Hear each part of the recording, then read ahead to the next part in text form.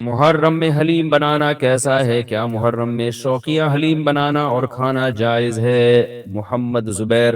اور اسی سے ملتا جلتا ایک سوال ہے جی، حلیم کا تلفظ کیسے کریں؟ سبحان اللہ، یہ محرم میں لوگ حلیم بنائیں گے تو کچھ حلیم کو دلیم کہہ رہے ہوں گے، کچھ سلیم کہہ رہے ہوں گے، کچھ وسیم کہہ رہے ہوں گے، تو اس سے پھر سلیم اور وسیم کو تو غصہ آئے گا کہ یار ہمارا نام حلیم کو کیوں دے رہے ہو؟ تو یہ بھی سوال پوچھا ہے جی، حلیم کو حلیم بولنا چاہیے یا دلیم بولنا چاہیے؟ اس بارے میں وضاحت فرما دیں محمد طه۔ اچھا، یہ بھی محرم کے بارے سے سوال پوچھے جاتے ہیں جی، کیا قربانی کا گوشت محرم سے پہلے ختم کرنا ضروری ہے؟ عاقب شاہ دبئی سے پوچھتے ہیں جی، کچھ لوگ کہتے ہیں قربانی کا گوشت محرم سے پہلے ختم ہو جانا چاہیے، کیا یہ بات صحیح ہے؟ نہیں، ایسا کچھ نہیں ہے۔ قربانی کا گوشت آپ پورے سال چلا سکتے ہیں اگر محفوظ رکھ رہے ہیں، لیکن وہی ہے کہ کھا لیں جلدی تو اچھی بات ہے، تازہ تازہ گوشت کھا لیں۔ محرم میں بھی بہت 2 مہینے ہو جاتے ہیں، تاخیر ہو جاتی ہے، تو اس لیے بہتر یہی ہے کہ پہلے کھا کے ختم کریں، لیکن اگر کوئی محفوظ بھی رکھتا ہے تو کوئی گناہ اس میں نہیں ہے۔ اچھا، ایک اور سوال سبیلوں کے حوالے سے پوچھا جاتا ہے کہ محرم میں سبیلیں لگانا، ان سبیلوں سے پانی پینا، تو دیکھیں وہ بھی شیعہ حضرات کا مسلک ہے، ان کا کانسیپٹ ہے کہ وہ حضرت حسین کے نام کی سبیلیں لگاتے ہیں۔ میں بار بار کہہ رہا ہوں کسی کو چھیڑے نہیں، اپنا مسلک چھوڑے نہیں، دوسرے کو چھیڑے نہیں۔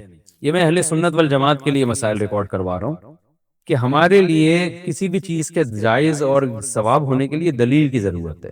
دلیل قرآن و سنت ہے، صحابہ ہیں، تو ہمیں نہ اہل بیت سے اس کا کوئی ثبوت ملتا ہے، نہ صحابہ سے، نہ قرآن و سنت سے کہ محرم میں صحابہ نے سبیلیں لگائیں۔ حضرت حسین رضی اللہ تعالیٰ عنہ کی شہادت کے بعد اہل بیت میں سے کسی نے سبیلیں لگائی ہوں یا انہوں نے سبیلیں لگانے کا حکم دیا ہو، کہیں بھی نہیں ملتا۔ یہ عمل بھی بدعت ہے، ناجائز ہے، اس سے اجتناب کریں۔ اور ایک عجیب بات ہے، کبھی آپ اس کو غم کا مہینہ کہتے ہیں اور کالے کپڑے پہنتے ہیں اور سبیلیں لگا کے لوگوں کو شربت پلا رہے ہیں، تو یہ تو خوشی کے موقع پہ ہوتا ہے نا، خوشی کے موقع پہ کھلایا پلایا جاتا ہے، تو یہ ایک کنفیوژن ہے کہ یہ خوشی منا رہے ہیں کہ غم منا رہے ہیں۔ تو کھلانا پلانا خوشیوں کے موقع پہ ہوتا ہے، تو اس لیے آپ ان چیزوں سے اجتناب کریں، نہ سبیل لگائیں، نہ اس پہ کھڑے ہو کر پانی پئیں۔ جو لگا کے بیٹھے وہ اس کو چھیڑے نہیں، آپ تنگ نہ کریں، وہ اس کا مسلک ہے، اس کو چھوڑ دیں۔ دنیا میں بہت سارے فرقے ہیں، کس کس کو آپ قابو میں کریں گے؟ ملک میں انارکی پھیلتی ہے، ملک میں فسادات ہوتے ہیں، کسی سے نفرت کرنے کی ضرورت نہیں ہے، کسی کو ٹاؤنٹنگ کرنے کی ضرورت نہیں ہے، طنز تانے کی ضرورت نہیں ہے۔ جو لگا کے بیٹھا ہوا ہے لگائے، جو پی رہا ہے اس کو پینے دیں، چھیڑے نہیں۔ لیکن میں آپ کے لیے یہ کہہ رہا ہوں جو اس وقت میرا پروگرام سن رہے ہیں، اگر آپ قرآن و سنت ہی کو فالو کرتے ہیں، آپ اہل سنت والجماعت میں ہیں، یا تو میں بار بار کہتا ہوں پورے شیعہ ہو جائے نا، پھر آپ ڈبل ڈبل مسلکوں پہ چلنا تو یہ دنیا میں کسی کا بھی اصول نہیں ہے کہ آدھا ادھر آدھا ادھر، وہ تو کہیں کا بھی نہیں ہوتا۔ یا تو پورے ادھر ہو جائیں یا پھر پورے اہل سنت والجماعت بن جائیں۔ تو اہل سنت والجماعت کے ہاں یہ سبیلیں لگانا یہ جائز کام نہیں ہے، کیونکہ قرآن و سنت سے اس کا ثبوت نہیں ہے۔ لوگ کہتے ہیں کہ آدمی کسی کو شربت پلا رہا ہے، پانی پلا رہا ہے، تو پانی پلانا تو بڑا اچھا کام ہے، پانی پلانا اچھا کام ہے، پورے سال کسی دن کو خاص کر لینا یہ اچھا کام نہیں ہے، تو اس سے بدعت کی تائید ہوتی ہے۔ تو اگر کوئی پیاسا آپ کو نظر آتا ہے تو محرم میں ہو تو محرم میں بھی پلائیں، سفر میں ہو تو سفر میں بھی پلائیں، لیکن کوئی پیاسا نہیں ہے تو جیسے آپ پورے سال سبیلیں نہیں لگاتے تو محرم میں بھی نہ لگائیں آپ، کیونکہ اگر آپ پورے سال نہیں لگاتے، محرم میں لگا رہے ہیں، تو اس کی علامت ہے آپ اس مہینے کو سبیل کے حوالے سے خاص ویلیو دے رہے ہیں۔ تو اس ویلیو کی آپ کے پاس قرآن و سنت سے دلیل ہونی چاہیے، دلیل نہیں ہے تو ہمارے پاس دلیل ہے۔ نبی صلی اللہ علیہ وسلم نے فرمایا من احدث فی امرنا ھذا ما لیس منہ فہو رد وفی روایت فہو مردود، جو ہمارے دین میں کوئی بھی نئی چیز لے کر آئے گا، نبی نے فرمایا وہ مردود ہے، ہم نہیں اس کو ایکسیپٹ کریں گے۔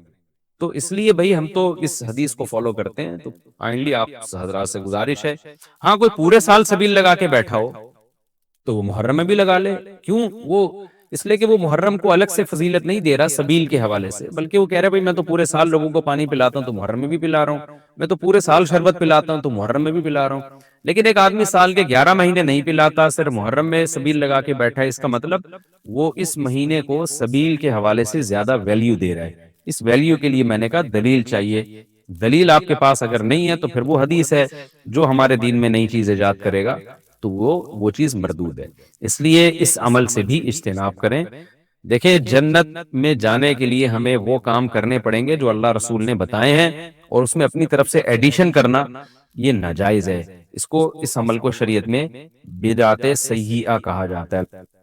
محرم میں حلیم بھی بناتے ہیں لوگ، تو بے اصل چیز ہے، بدعت ہے، کو ثواب سمجھ کے کریں گے بدعت ہے. بعض لوگ کہتے ہیں ہم ثواب سمجھ کے نہیں کر رہے، ویسے ہی سب بنا رہے ہیں تو ہم بھی بنا رہے ہیں. تو بدعت کی تائید تو ہو رہی ہے نا. پورا سال پڑا ہے حلیم کھانے کے لیے، آپ کو کیا مصیبت ہے کہ آپ محرم ہی میں دیکھ پکائیں؟ پورے سال کیوں نہیں پکا رہے تھے آپ؟ تو جب ایک رسم معاشرے میں غلط رسم پھیل جاتی ہے تو اس کا بائیکاٹ کرنا چاہیے. تو آپ نہ بنائیں، کسی اور مہینے میں بنا لیں آپ. تو پوری پوری رات دیگیں چل رہی ہوتی ہیں مذہب کے نام پہ، تو یہ کام نہ کیا جائے نا. اور جو لوگ کہتے ہیں مذہب کے نام پہ نہیں کر رہے، ہم تو ویسے انٹرٹینمنٹ کر رہے ہیں، تو یار کسی اور دن کر لو بھائی. تم پورا سال پڑا ہوا ہے نا، ہم نے کب کہا ہے کہ آپ دیگیں نہ پکائیں؟ آپ پکائیں، پوری پوری رات گھوٹے لگائیں اس میں، کسی اور دن کر لیں آپ. اس لیے اسلام کو بچائیں خرافات سے. اسلام کو ہمارے ذمے ہے کہ ہم اسلام کو اسلام وہی ہے جو نبی لے کر آئے. الیوم اکملت لکم دینکم واتممت علیکم نعمتی ورضیت لکم الاسلام دینا. اللہ کہتے ہیں آج کے دن میں نے دین مکمل کر دیا. جب یہ آیتیں نبی پہ نازل ہو گئیں تو اس میں حلیم نہیں تھا، محرم کا حلیم. تو دین مکمل ہو چکا، اس کو رہنے دیں آپ. اور پھر وہی ہے کہ جب آپ روزہ رکھیں گے تو حلیم کھائیں گے کس وقت؟ رات کو آپ کھائیں گے تو رات کو تو ویسے ہی کم کھانا چاہیے. سونے کے لیے اللہ نے رات بنائی ہے، کھانے پینے کے لیے تھوڑی بنائی ہے رات. دن میں آپ نے روزہ رکھنا ہے، تو وہ یہ روزے سے بھی میچ نہیں کر رہا یہ جو حلیم ہے نا. اس لیے اس سے اجتناب کریں، ایوائڈ کریں. جو گلی کے لوڑے لباڑے بنا رہے ہوتے ہیں ان کو محبت سے سمجھا دیں، یار اگلے دن بنا لو. باز آ جائے ٹھیک ہے، نہیں تو پھر نکل لیں آپ پتلی گلی سے، الجھے نہیں لوگوں سے. تو یہ محرم کے حوالے سے کچھ باتیں تھیں بھائی. نبیل بھائی کوئی بات رہ تو نہیں گئی ہے آپ کے ذہن میں ہو تو بتا دیں، تاکہ یہ تو لوگوں نے جو سوال پوچھے تھے اس کا جواب تو میں نے دے دیا. آپ کے ذہن میں بھی کوئی سوال ہو تاکہ ٹاپک کمپلیٹ ہو جائے. محرم میں جھاڑو لگانا جائز ہے؟ جھاڑو سے کیا ہوتا ہے؟ یہ کہہ رہے ہیں وہ لوگ کہتے ہیں محرم میں جھاڑو نہیں لگانی چاہیے. ہاں، حلیم کو حلیم کہنا یہ بھی ایک سوال تھا. لوگ کہتے ہیں کہ جی حلیم اللہ کا نام ہے تو کھانے پینے کی چیز کو ہم حلیم کیوں کہتے ہیں؟ دیکھیں، جب اللہ کے لیے لفظ حلیم استعمال کیا جاتا ہے اس کا مفہوم کچھ اور ہوتا ہے. جب دیکھ کے لیے استعمال کیا جاتا ہے اس کا مفہوم کچھ اور ہوتا ہے. تو اس میں کسی کا تصور بھی نہیں جاتا کہ میں اللہ کا نام لے رہا ہوں. یہ بالکل ایسے ہی ہے جیسے اردو میں صلواتوں کا مفہوم کچھ اور ہے. ہم کہتے ہیں اتنی صلواتیں سنا کے چلا گیا، حالانکہ صلوات تو درود کو کہتے ہیں اور نماز کو بھی کہتے ہیں صلات. تو اب کیا یہ لفظ استعمال جائز نہیں ہوگا؟ ظاہر ہے جائز ہے. اردو میں اس کا مفہوم کچھ اور ہے، عربی میں اس کا مفہوم کچھ اور ہے. بلکہ بعض دفعہ ایک ہی زبان میں ایک لفظ دو مختلف معنوں کے لیے استعمال ہو رہا ہوتا ہے، تو اس میں کوئی بھی پابندی نہیں لگاتا. جاریہ عربی میں باندی کو بھی کہتے ہیں، جاریہ عربی میں کشتی کو بھی کہتے ہیں. اور جو ہے اس طرح کی اور بہت ساری مثالیں ہمیں ملتی ہیں کہ ایک ہی لفظ مختلف معنوں کے لیے استعمال ہو رہا ہے. عین عربی میں آنکھ کو بھی کہتے ہیں، عین عربی میں گھٹنے کو بھی کہتے ہیں، عین عربی میں جاسوس کو بھی کہتے ہیں، عین عربی میں چشمے کو بھی کہتے ہیں، عین عربی میں سورج کی ٹکیا کو بھی کہتے ہیں، عین عربی میں سونے کو بھی کہتے ہیں. تو اس طرح بہت سارے نام مختلف معنوں میں استعمال ہوتے ہیں. موسیٰ کا جو لفظ ہے عربی میں اس طرح کو کہتے ہیں بلیڈ، جس سے حلق کیا جاتا ہے نا. حاجی لوگ جو سر منڈواتے ہیں اس کو موسیٰ کہتے ہیں. حالانکہ موسیٰ جو ہے حضرت موسیٰ علیہ السلام کا نام بھی ہے.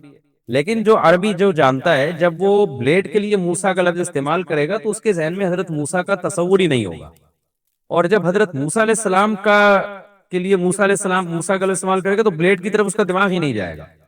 تو اس لیے یہ بالکل مضبوط بات نہیں ہے کہ حلیم چونکہ اللہ کا نام ہے لہذا وہ دیکھ کے لیے استعمال نہ کیا جائے. جب اللہ کا نام ہے تو اس میں دماغ ادھر نہیں آتا دیکھ کی طرف. جب دیکھ کے لیے استعمال کیا جاتا ہے تو اللہ کی طرف ذہن نہیں جاتا. یہ بالکل ایک الگ الگ معنی میں استعمال ہوتا ہے. تو اس لیے اتنا تکلف نہیں کریں جتنی جو لا تشددوا فیشدد اللہ علیکم. صحیح حدیث ہے، اللہ نے نبی نے فرمایا اپنے اوپر خامخواہ کی پابندیاں مت لگاؤ ورنہ اللہ بھی لگانا شروع کر دے گا. اللہ بھی تمہارے اوپر پابندیاں لگائے گا. اللہ کیسے لگائے گا؟ یعنی اللہ بھی تمہیں مشکل میں ڈال دے گا. تو جتنا ہمیں اجازت دی گئی ہے اس کے اندر رہنا چاہیے ہمیں. اور خامخواہ میں ایسی کھود کرید کر کے اپنے اوپر پابندیاں لگواتے چلے جانا مشکل ہو جائے گی نا. اب حلیم ہی مشہور ہو گیا ہے تو اب آپ اس کو کیسے دلیم بولیں گے؟ وہ کچھ اور نہ اٹھا کے دے دے آپ کو. اس میں کوئی حرج نہیں ہے کہ کیونکہ لغت بتاتی ہے، زبان بتاتی ہے کہ کس وقت کس لفظ کا کیا معنی ہے. اس میں کوئی حرج نہیں ہے اگر آپ یہ حلیم کو حلیم ہی کہیں، کوئی گناہ نہیں ہے انشاءاللہ اس میں. اچھا، محرم میں مرثیہ سننا اور غم منانا اور رونا، سینہ پیٹنا، نبی صلی اللہ علیہ وسلم نے تو گریبان چاک کرنے والوں پہ لعنت کی ہے. بخاری مسلم کی روایتیں موجود ہیں. لیس منا من شق الجیوب، جو گریبان پھاڑتا ہے وہ ہم میں سے نہیں ہے. تو یہ سینہ پیٹنا، نوحہ کرنا، نیاحہ پر تو بخاری مسلم کی صحیح احادیث موجود ہیں نوحہ پر کہ یہ حرام ہے، ناجائز ہے. اس لیے ہم اس کو جائز نہیں سمجھتے. ہم یہ کہتے ہیں کہ سیدنا حسین ابن علی رضی اللہ تعالیٰ عنہ کی تعلیمات کو فالو کریں آپ. تعلیمات تو زیرو ہے ان کی تعلیم. ان کی تو اتنی بڑی داڑھی تھی سیدنا حسین ابن علی رضی اللہ تعالیٰ عنہ کی. وہ تو سخی تھے, وہ تو غیرت مند تھے. آج ہمارے یہاں سے غیرت ختم ہو گئی ہے. بہنوں کی وراثتیں کھا کے بیٹھے ہوئے ہیں ہم لوگ, اور انہی وراثتوں سے عمرے بھی ہو رہے ہوتے ہیں وراثت کھا کے. تو گھر میں گھر والوں کو ٹائم نہیں دیتے, غربا مساکین کا خیال نہیں ہے, نماز تکبیر اولیٰ کی پابندی نہیں ہے. ان چیزوں کو فوکس کریں. حضرت حسین رضی اللہ تعالیٰ عنہ نے تو کربلا کے میدان میں بھی نماز نہیں چھوڑی, اور آج خواتین شاپنگ کرتی ہیں نمازیں چھوڑ دیتی ہیں, کسی شادی میں جانا ہے بس میں بیٹھے ہوئے نمازیں چھوڑ دیتے ہیں. تو اللہ کا واسطہ تعلیمات کو فالو کریں اہل بیت کی. تعلیمات کو فالو کیے بغیر ہمیں کچھ بھی حاصل نہیں ہوگا. تو وہ کسی شاعر نے بڑی پیاری بات کہی ہے نا, شرط ایماں مصطفیٰ سے والہانہ پیار ہے, پیار لیکن پیروی ہے, پیروی دشوار ہے. مصطفیٰ صلی اللہ علیہ وسلم سے ایمان کی شرط ہے کہ آپ کو نبی سے بے پناہ محبت ہو, لیکن محبت کی دلیل کیا ہے کہ آپ فالو کتنا کرتے ہیں. تو اہل بیت سے محبت یہ ایمان کا حصہ ہے ہمارے. اس محبت کے بغیر آپ جنت میں نہیں جا سکتے. لیکن آپ میں محبت ہے یا نہیں ہے, یہ کالے کپڑوں سے یا سینہ پیٹنے سے پتہ نہیں چلے گا. اس کا پتہ اس سے چلے گا کہ آپ ان کو فالو کتنا کرتے ہیں. تو یہ چند احکامات تھے. لوگوں نے سوال پوچھے تھے مسائل میں, تو میں نے ان کے جوابات دے دیے. اور کچھ مسائل محرم کے حوالے سے اور بھی ہیں, پھر وہ بعد میں یاد آتے ہیں. جانور کے اجزاء میں حلال و حرام, کیا گائے بکرے کے سیری پائے, اوجڑی تھن مغز گردے کپورے زبان, اور مرغی کے پاؤں کھانا جائز ہے, کیا یہ کھانا جائز ہے؟ یوسف خان ابو ظہبی سے کپورے کھانا جائز نہیں ہے, باقی چیزیں کھا سکتے ہیں جو آپ نے اوجڑی, اور اوجڑی کو اچھی طرح صاف کر لیا جائے, تھن مغز گردے زبان مرغی کے پنجے, یہ سب کھانا جائز ہے. البتہ کپورے جو آپ نے جن باتیں پوچھیں ان میں کپورے کھانا جائز نہیں ہے. اس کی وجہ یہ ہے کہ وہ نجاست کا مقر ہے, نجاست اس میں بنتی ہے باقاعدہ, تو اس لیے وہ خبائث میں داخل ہے. سلیم الطبع انسان کو گھن آتی ہے. اسی طرح جانور کے جو ذکر ہے, جو پیشاب گاہ ہے, اس کو بھی کھانا جائز نہیں ہے. باقی اختلافی مسئلہ ہے, اہل حدیث لوگ کہتے ہیں کھانا جائز ہے, فقہ حنفی میں جائز نہیں ہے. تو اختلافی مسائل میں ایک فقہ کو فالو کریں آپ, دوسرے پہ رد نہ کریں آپ. تو امام حنیفہ کے نزدیک کیوں جائز نہیں ہے؟ لوگ پوچھتے ہیں اس کی کیا دلیل ہے, حدیث سے دکھاؤ. تو حدیث سے کھانا بھی ثابت نہیں ہے کسی صحابی نے کبھی کپورے کھائے ہوں, حالانکہ لوگ تو عرب تو گوشت کھایا کرتے تھے. باقی حدیث میں صراحتاً ذکر نہیں ہوتا بہت ساری چیزوں کا. امام حنیفہ نے احتیاط کی بنا پر یہ قول کیا ہے کہ یہ جائز نہیں. وجہ اس کی ہے کہ قرآن جگہ جگہ کہتا ہے کہ تم پر خبیث چیزیں حرام ہیں. تو خبائث میں وہ پیشاب گاہ جو جس کو ذکر کہا جاتا ہے, جس سے پیشاب نکل کے باہر آتا ہے, تو یہ چیزیں انسانوں کے کھانے کی نہیں ہیں. یہ بھی سلیم الطبع لوگ ان سے بھی گھن کھاتے ہیں. اب آپ بتائیں نا, کوئی آپ کو کہے کہ میں بیل کا جو ہے نا, میں نے وہ جو اس کی پیشاب گاہ ہے وہ میں پکا کے لایا ہوں, آپ کہو گے یار کوئی اور چیز نہیں تمہیں ملی پکانے کے لیے, تم کیا پکا کے لے؟ سلیم الطبع انسان جس کی طبیعت میں سلامتی ہو, وہ کہتا ہے یہ ہم اس کو, یعنی کیونکہ نجاست کا مقر ہے یہ چیزیں, نجاست یہاں بنتی ہے, تیار ہوتی ہے, یہیں رہتی ہے. تو مسانے میں یا اس طرح کی جو چیزیں ہیں ان کا کھانے کو اس لیے ناپسندیدہ قرار دیا گیا, تو مکروہ تحریمی ہے. تو باقی یہ کہ اختلافی چیزوں میں شدت جائز نہیں ہے. آپ فقہ حنفی کو فالو کرتے ہیں تو اس سے بالکل ایوائڈ کریں. اور جو اہل حدیث حضرات کھاتے ہیں تو ان سے بھی میں گزارش کرتا ہوں کہ دیکھیں اختلاف تو آ گیا نا, تو احتیاط کا تقاضا کیا ہے, نہ کھائیں آپ, اور کم چیزیں کھانے کی ان کو فوکس کریں آپ. تو احتیاط والے پہلو پر عمل کرنا چاہیے. یا تو ہوتا نا کہ باقی چیزیں حرام ہو جاتی, کھانے کو کچھ بچتا ہی نہیں, تو پھر ہم کہتے ہیں چلو یار اب کچھ کھانے کو ہے ہی نہیں. تو احتیاط کے پہلو کو ترجیح دے دیں, اس میں زیادہ بہتر ہے. مرغیوں کی لڑائی کرانا اور تماشا دیکھنا کیسا ہے؟ یہ اچھا ہو گیا سوال پوچھ لیا بھائی. میں بہت دنوں سے سوچ رہا تھا اس میں خود سے کلپ ریکارڈ کرواؤں گا, مجھے یاد نہیں رہتا تھا, لیکن عبد القیوم صاحب نے سندھ سے پوچھ لیا. بڑی نوازش عبد القیوم صاحب. ہمارے ہاں لوگ مرغوں کی لڑائی کرواتے ہیں, کیا یہ گناہ ہے؟ اور جو لوگ مرغوں کی لڑائی دیکھیں گے کیا ان کو بھی گناہ ہوگا؟ عبد القیوم صاحب, بالکل گناہ ہے, حرام ہے. اس طرح سے جانوروں کو عذاب دینا یہ بہت شدید گناہ ہے. آپ بتاؤ, نبی صلی اللہ علیہ وسلم کی صحیح حدیث ہے کہ ایک شخص نے ایک عورت نے بلی کو باندھ دیا, وہ بھوکی پیاسی مر گئی. اللہ نے اس شخص کی, اس عورت کی ساری نیکیاں ضائع کر دی. جانور کو عذاب دینا بھی بہت بری بات ہے, اور جس نوعیت کی تکلیف دیں گے اسی نوعیت کا گناہ ہوگا. تو اس لیے اپنی جانوں پہ رحم کریں. یہ مرغوں کو لڑانا کس طرح سے خونم خون ہو جاتے ہیں, ان کی کیا گزر رہی ہوتی ہے ان کے اوپر, اور لوگ تماشا دیکھ رہے ہوتے ہیں. اس سے بھی بدترین میں نے چیزیں دیکھی ہیں یوٹیوب پہ. گڑا کھود دیتے ہیں, اس میں اس کو کتے کو اور جو ہے وہ سور کو چھوڑ دیا آپس میں لڑنے کے لیے, خنزیر کو یا اور بھیڑیے کو چھوڑ دیا, وہ لڑ رہے ہیں, وہ بھاگنے کی جگہ نہیں ملتی کسی کو جو ہار جاتا ہے. تو تماشا دیکھ رہے ہیں, آپ کی انٹرٹینمنٹ ہے, اس مخلوق پہ کیا گزر رہی ہے. نبی صلی اللہ علیہ وسلم نے فرمایا کہ حدیث کا مفہوم ہے ان کے بارے میں تم سے سوال ہوگا. صحابہ نے عرض کیا یا رسول اللہ کہ جانوروں کے ساتھ اچھا سلوک پہ بھی ہمیں اجر ملتا ہے. آپ نے فرمایا فی کل کبد ذی رطبۃ اجر, ہر جاندار چیز کے ساتھ احسان کرو گے اجر ملے گا.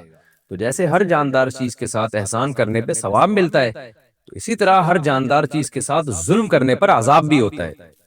صحیح مسلم کی حدیث ہے, نبی صلی اللہ علیہ وسلم نے فرمایا پچھلی امتوں میں ایک پیغمبر کو چیونٹی نے کاٹا, تو انہوں نے وہ چونٹیوں کے بل میں جتنی چونٹیاں تھیں نا سب کو جلا دیا. تو اللہ نے وحی کر کے آپ کو تنبیہ کی کہ جس چیونٹی نے آپ کو کاٹا تھا آپ نے اس کے علاوہ باقیوں کو کیوں سزا دی ہے. تو چیونٹی کو آپ بلا وجہ نہیں مار سکتے, تو آپ یہ مرغوں کو لڑائی دیکھنا اور ان کو اذیت دینا, یہ منظر کیسے آپ دیکھ سکتے ہیں شریعت میں, اور یہ کیسے آپ کر سکتے ہیں. حدیث میں آتا ہے, صحیح حدیث ہے کہ کچھ صحابہ نشانے بازی سیکھ رہے تھے. عبداللہ بن عمر نے دیکھا مدینہ میں کچھ بچوں کو کھیلتے ہوئے کہ وہ نشانے بازی سیکھ رہے ہیں, اور کیسے سیکھ رہے ہیں, مرغیوں کو باندھ کے, کہ مرغیوں پہ تیر چلا چلا کے نا نشانے سیکھ رہے ہیں.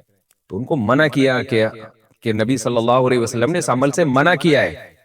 دجاجہ مسبورہ اسے کہتے ہیں, بندی ہوئی مرغی, اس پہ مار مار کے نشانے سیکھتے تھے. منع کیا آپ صلی اللہ علیہ وسلم نے کہ نشانے بازی کے لیے تو آپ کوئی بھی ہدف رکھ کے اس سے نشانے سیکھ سکتے ہیں, جانوروں کو آپ کیوں ہدف بنا رہے ہیں اس کے لیے.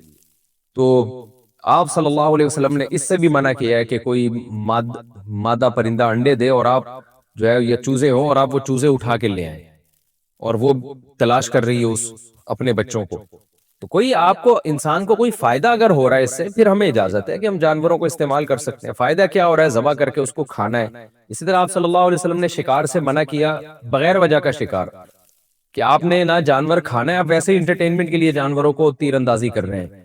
جیسے بعض لوگوں کو عادت ہوتی ہے پرندہ بیٹھا ہوا ہے بس اس کو مار رہے ہیں بلا وجہ. بھائی کھانے کے لیے تو مار سکتے ہو آپ, ویسے نہیں آپ جانور کو مار سکتے. تو یہ ساری چیزیں قیامت کے دن ان سب کا حساب و کتاب دینا پڑے گا. تو اس لیے اس کو ختم کریں. جانوروں کو لڑانے والا جو حساب ہے بہت اذیت ہے. آپ خود سوچیں, اگر آپ کو کوئی اس طرح سے آپ دو بندوں کے ہاتھ میں چھرے دے کے آپ کو گڑھے میں ڈال دے اور بولے لڑو آپس میں, اور وہ تماشا دیکھ رہا ہو, تو آپ پر کیا گزرے گی, یار میں کس مصیبت میں ڈال دیا.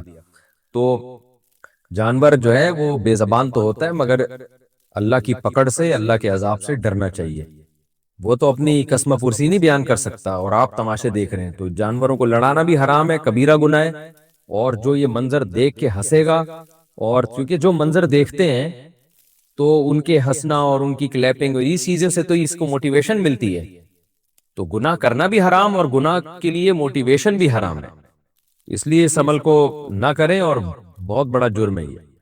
مچھر مکھی کا خون لگا ہو تو کیا نماز پڑھ سکتے ہیں؟ کیا کپڑے پر مچھر مکھی کے مر جانے سے خون لگ گیا ہو تو کیا اسے پہن کر نماز ہو سکتی ہے؟ اور اگر نماز کی حالت ہی میں کسی مچھر کے دب کر مر جانے سے خون لگ جائے تو کیا کریں؟ محمد ثاقب انڈیا سے. محمد ثاقب بھائی, پہلے تو آپ کا بہت بہت شکریہ کہ آپ مختلف طریقوں سے مچھروں کو قتل کرتے ہیں, کیونکہ کراچی میں ہم مچھروں اور مکھیوں سے بہت پریشان ہوئے ہیں. تو کبھی آپ کے نیچے دب کے مر رہے ہیں, کبھی آپ ہاتھ مار رہے ہیں تو مچھر کا خون کر رہے ہیں. جب بھی میں سنتا ہوں کہ کسی انسان نے مچھر کا قتل کیا ہے, خوشی ہوتی ہے کہ چلو دنیا سے چند مچھر تو ختم ہوئے. اور آپ کراچی والوں کے لیے بھی خصوصی دعا کریں. بارش کے بعد جو ہمارے ہاں مکھیوں کی ایک بھرمار ہے, جیسے فرعونیوں پر مینڈکوں کا عذاب مسلط ہوا تھا نا, تو ایسا لگ رہا ہے کراچی والوں پر مکھیوں کا عذاب مسلط ہوا ہے. غلط لوگوں کو بار بار کراچی والے سلیکٹ کرتے ہیں انتخابات کے لیے, جس کی وجہ سے کبھی مچھروں کا عذاب آتا ہے کراچی والوں پہ, کبھی مکھیوں کا عذاب آتا ہے. ابھی ہم نے اسٹوڈیو سے گھنٹہ لگا کے مکھیاں بھگائی ہیں بڑی مشکل سے, تو میں تمیز سے یہاں بیٹھا ہوں, ورنہ یہاں کا بھی منظر آپ دیکھ لیتے. بہرحال مسئلے کا جواب یہ ہے کہ مچھر مکھی کے خون سے کپڑے ناپاک نہیں ہوتے. وہ اگر دب کے قتل بھی ہو جائے تو صرف ثواب ہی ملتا ہے, وہ نماز آپ کی ہو جائے گی انشاءاللہ. اچھا بھائی، خون نکلنے سے کیا وضو ٹوٹتا ہے یا نہیں؟ کیا خون نکلنے سے وضو ٹوٹ جاتا ہے؟ ایک عالم نے بتایا کہ وضو نہیں ٹوٹتا، اور دلیل یہ دی کہ کسی جنگ سے واپسی پر ایک انصار صحابی جو پہرے داری پر مامور تھے، ان کو نماز کی حالت میں کسی مشرک نے زخمی کر دیا۔ ان کا کافی خون بہا مگر انہوں نے نماز نہیں توڑی۔ وضاحت فرما دیں سید اعجاز احمد، یہ حدیث اکثر پیش کی جاتی ہے جو آپ نے پیش کی ہے، اور رد کیا جاتا ہے، یہ دلیل کے طور پہ پیش کی جاتی ہے کہ جی دیکھو وہ تو صحابی خون نکل رہا تھا، نماز پڑھ رہے تھے، پھر بھی وضو نہیں ٹوٹتا ان کا۔ تو اس کا جواب یہ ہے کہ قرآن مجید سے پتہ چلتا ہے کہ خون نجس ہے۔ یہاں تک کہ جو فقہا اس کے قائل ہیں نا کہ خون نکلنے سے وضو نہیں ٹوٹتا، وہ بھی خون کو نجس اور ناپاک مانتے ہیں۔ تو اسی حدیث پر ہم ان پر بھی حجت پیش کرتے ہیں کہ یہ اس حدیث میں تو یہ ہے کہ خون نکلا، تو چلو آپ نے کہہ دیا نکلنے سے وضو نہیں ٹوٹتا، لیکن کپڑے تو ناپاک ہو گئے نا، تو ان کی نماز کیسے ہو گئی؟ تو جو جواب آپ کا اس کے بارے میں ہے، وہی جواب ہمارا اس کے بارے میں، کہ خون نکلنے سے کپڑے تو ناپاک ہو رہے تھے نا ان کے۔ تو جب کپڑے ناپاک تھے پھر بھی انہوں نے نماز پڑھی، تو آپ کیا کہہ سکتے ہو؟ یہی کہو گے، یہ تو نہیں کہہ سکتے کہ خون پاک ہے، اس لیے کہ وہ تو قرآن سے پتہ چلتا ہے خون ناپاک ہے۔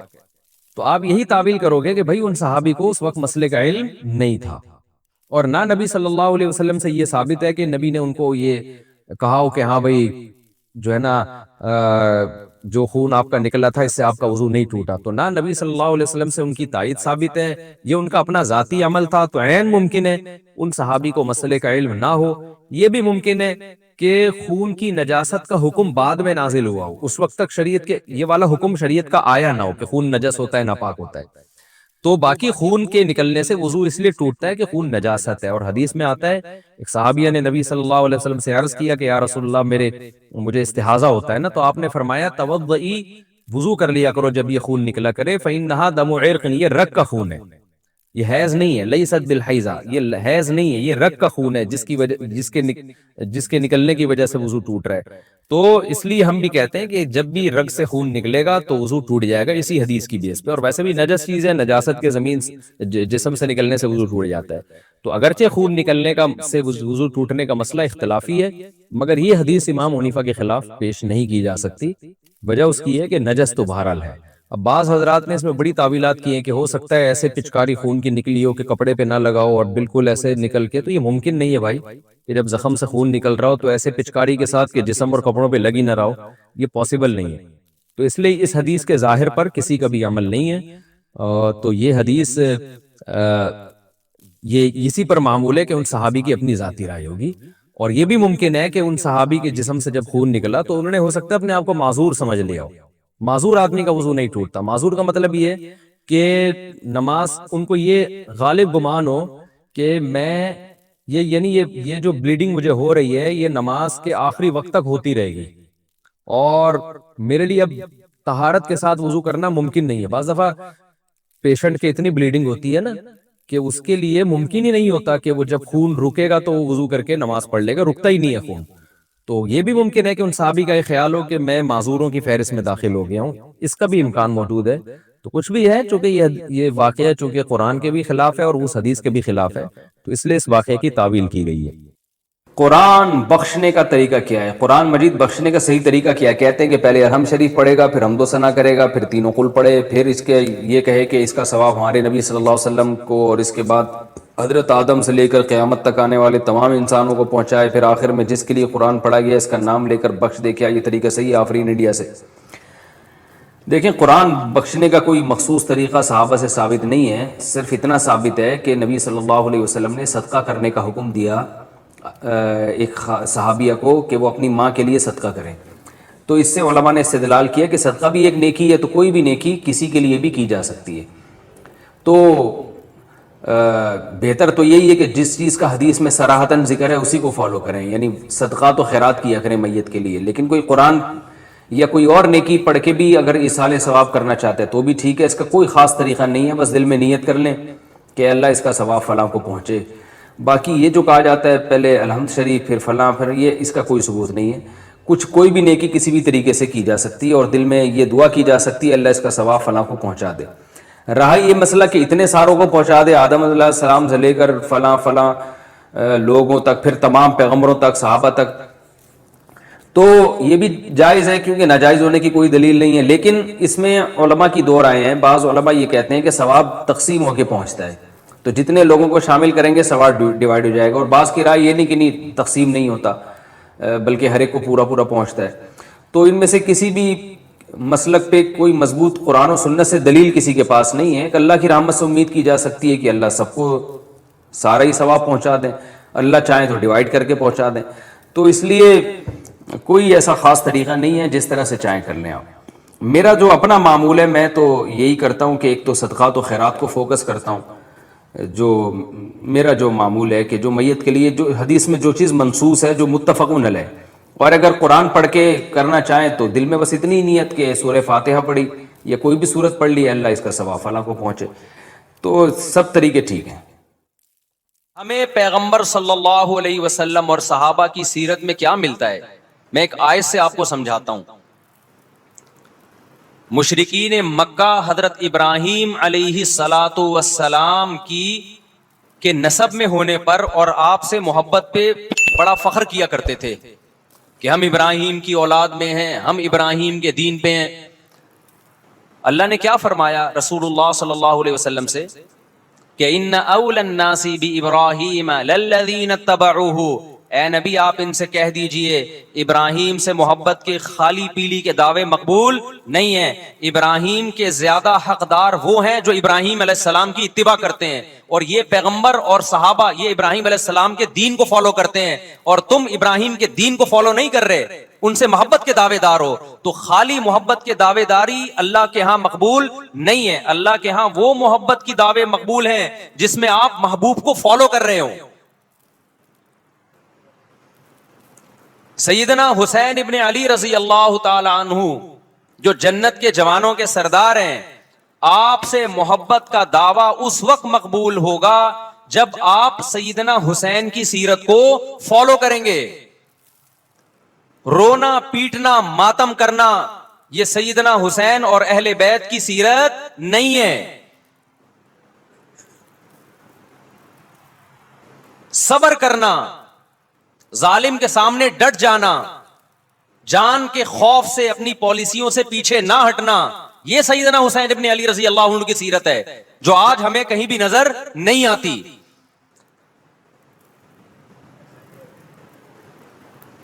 تو ہم نے بھائی دیکھنا ہے صحابہ کا طرز عمل کیا تھا. آپ بتاؤ صحابہ کو سیدنا حسین سے محبت تھی یا نہیں تھی؟ کیا غم کا پہاڑ ٹوٹا ہوگا جب اطلاع ملی ہوگی کہ سیدنا حسین ابن علی اور آپ کے اصحاب اور اہل بیت کو سب کو کربلا میں شہید کر دیا گیا ہے. کیا قیامت گزری ہوگی. کوفہ سے ایک شخص آیا نا, عبداللہ بن عمر سے پوچھنے لگا جو مارنے پر دم کا مسئلہ. انہوں نے فرمایا تم نے پیغمبر کے نواسے کو قتل کر دیا اور مسئلہ یہ پوچھ رہے ہو کہ جو مارنے پر دم آئے گا کہ نہیں آئے گا. ایک طرف تم نے پیغمبر کے نواسے کو قتل کر دیا کربلا میں, اور اب ہم سے آ کے مسئلہ پوچھتے ہو جو مارنا جائز ہے یا نہیں ہے. صحابہ کے ہاں یہ غم کم غم نہیں تھا. دیکھو حضرت معاویہ رضی اللہ تعالی عنہ کے ہاتھ پہ بھی حضرت حسین نے بیعت نہیں کی, لیکن بغاوت بھی نہیں کی. کیوں؟ بغاوت سے فتنے کا اندیشہ تھا. حضرت حسن جو حضرت حسین کے بڑے بھائی تھے, انہوں نے سیدنا معاویہ رضی اللہ تعالی عنہ کے ہاتھ پہ بیعت کی اور اس اختلاف کو ہمیشہ کے لیے اپنی کوشش کے مطابق ہمیشہ کے لیے ختم کر دیا. ختم ہوا نہیں ہوا ایک الگ بحث ہے, لیکن حضرت حسن کا مقصد کیا تھا کہ مسلمانوں کی دو جماعتوں کو میں آپس میں لڑتا ہوا نہیں دیکھ سکتا. لوگوں نے کہا آپ خلافت کے حقدار ہیں, آپ نے فرمایا میں دستبردار ہوتا ہوں سیدنا معاویہ کے حق میں. حضرت حسن بیعت ہو گئے حضرت معاویہ سے, اور یہ اختلاف کو کیا کر دیا؟ ختم. حضرت حسین بیعت نہیں ہوئے, لیکن حضرت حسین نے بغاوت بھی نہیں کی. ہر ایک کی اپنی رائے تھی, حضرت حسن کی اپنی رائے تھی. ان کا خیال تھا کہ بیعت ہونا مسلمانوں کے لیے زیادہ مفید ہے, ایک پاورفل حکومت ہوگی, ایک طاقتور ریاست ہوگی, ورنہ لڑتے رہیں گے آپس میں. حضرت حسین کا موقف یہ تھا کہ میں بغاوت تو نہیں کروں گا لیکن بیعت بھی نہیں ہوں گا, کیونکہ اگر بیعت ہو گیا تو اس سے جو خلفائے راشدین کے دور میں جو خلیفہ کی سلیکشن کا طریقہ تھا وہ طریقہ ختم ہو جائے گا. تو میں اگر اس طریقے کو نہیں لا سکتا تو اس کے خلاف کو پروموٹ بھی نہ کروں میں. یہ بھی ایک رائے تھی. میں سمجھا پا رہا ہوں اپنی بات؟ بھائی رائے کا اختلاف ہوتا ہے نا. نبی صلی اللہ علیہ وسلم نے فرمایا اذا اجتہد المجتہد فإن اصاب فلہ اجران وإن اخطأ فلہ اجر واحد. جب کوئی مجتہد اللہ کی رضا کو سامنے رکھ کے اجتہاد کرتا ہے, صحیح اور غلط کا فیصلہ کرنے بیٹھتا ہے, رائے یعنی اس کا مقصد اللہ کی رضا ہو, تو اگر وہ درست نتیجے پہ پہنچے تو 2 ثواب, غلط نتیجے پہ پہنچے تو بھی 1 نیکی اس کو ملتی ہے, اس لیے کہ اس کے بس میں جو خیر خواہی کا کے لیے جو تھا وہ اس نے کر دیا. رائے کا اختلاف ہوتا ہے. تو حضرت حسن رضی اللہ تعالیٰ عنہ بیعت ہوئے حضرت معاویہ کے ہاتھ پہ. سیدنا حسین نہ بیعت ہوئے اور نہ آپ نے بغاوت کی, خاموشی اختیار کی. حضرت معاویہ رضی اللہ تعالی عنہ نے سیدنا حسین کو تلوار کی زور سے بیعت پر مجبور نہیں کیا, بلکہ نواسہ رسول کا خیال کیا اور وصیت بھی کی لوگوں کو. لیکن جب حضرت معاویہ کے بعد یزید جانشین ہوا, اس کی سب سے بڑی غلطی یہ تھی کہ اس نے نواسہ رسول صلی اللہ علیہ وسلم اور آپ کے ساتھ جو چند اہل بیت اور چند صحابہ تھے, اس وقت بھی حضرت حسین نیوٹرل تھے. نہ حضرت حسین نے بغاوت کا ارادہ کیا اور نہ بیعت کرنے کا ارادہ کیا. یزید ابن معاویہ کو چاہیے تھا کہ سیدنا حسین رضی اللہ عنہ کو اپنے حال پہ چھوڑ دیتا, اپنے والد کی طرح.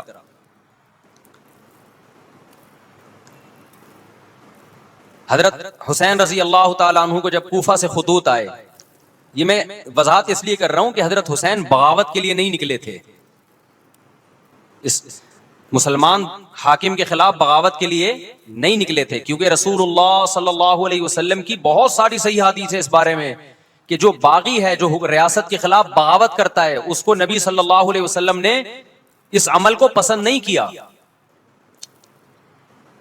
تو حضرت حسین رضی اللہ تعالیٰ عنہ کو کوفہ سے خطوط آئے کہ یہاں سارے کے سارے لوگ آپ کے ہاتھ پہ بیعت کرنے کے لیے تیار ہیں.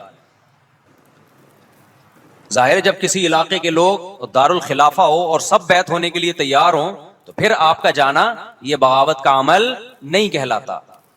حضرت حسین رضی اللہ تعالیٰ عنہ اہل بیت کے ساتھ نکلے. کربلا میں جب پہنچے, مشہور واقعہ آپ 20 دفعہ سن چکے ہیں, وہاں جا کے آپ کو اطلاع ہوئی کہ وہ خبر غلط تھی اور عبید اللہ بن زیاد نے ایک پورا لشکر بھیجا سیدنا حسین رضی اللہ تعالیٰ عنہ کو مجبور کرنے کے لیے کہ میرے ہاتھ پہ آپ زبردستی بیعت ہو جائیں.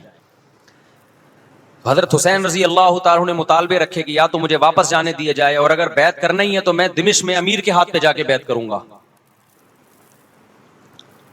بہت معقول مطالبے تھے یہ. میرا مقصد ابھی کربلا کا واقعہ بیان کرنا نہیں ہے, اس پہ بہت کچھ کہا جا چکا ہے, خود میرا بھی بیان اس پہ تفصیل سے ہو چکا ہے.